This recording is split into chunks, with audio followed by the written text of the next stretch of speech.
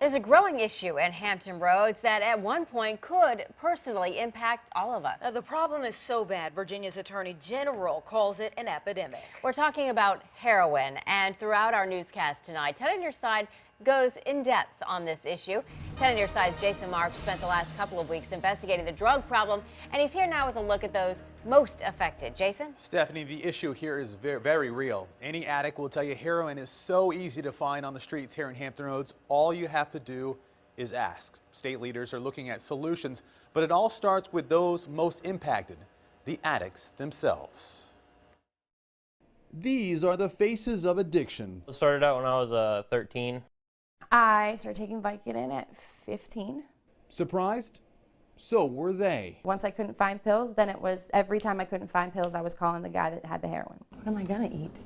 30-year-old Grace Douglas spent half her life high. It started when she was prescribed pills for a back injury. So how many pills were you popping a day?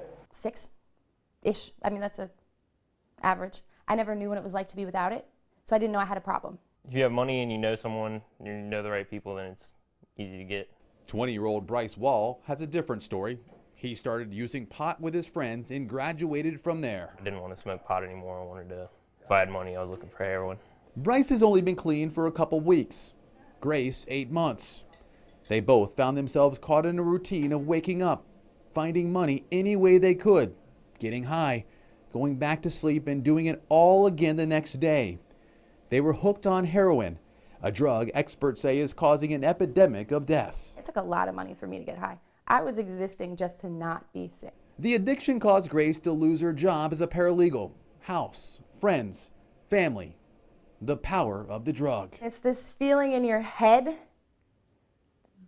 that you're kind of like floating, and it's a tingly sensation in your extremities. For years, she only had one fear. Detox becomes the one thing that you're the most terrified of anything in the entire world. I mean, death is less terrifying than detox. And at points during detox, you wish for death. It's scary how much people want it, what people do for it. Wall's addiction caused him to get kicked out of school and recently arrested. It was at that point reality hit home. I've been in a room with someone who was ODing, and it's just like, wow, this guy could not be here in 20 minutes. You know, he could be gone. He could be a name in the paper tomorrow. The two strangers now meet at support groups like this one, which was recently hosted by Virginia Attorney General Mark Herring. Just hearing from you all, letting me understand what your perspectives are and your experiences will really help me. Herring listened to stories of survival. He says he's trying to clean up the issue. I've always battled with like anxiety and depression and stuff, and just using heroin was like a quick relief for me. I personally cheated, lied, steal to get my hands on it. The people in this room are part of a dark underground world many of us know nothing about. And Hampton Roads has become a hotbed. It's huge. It's huge. I mean, I could go anywhere in any of these cities and find someone that would either have pills or heroin, if not both. Bryce and Grace are on the road to sobriety, staying in halfway houses run by an organization called Recovery for Life. We're taking them out of their environment, putting them in a safe, sober place.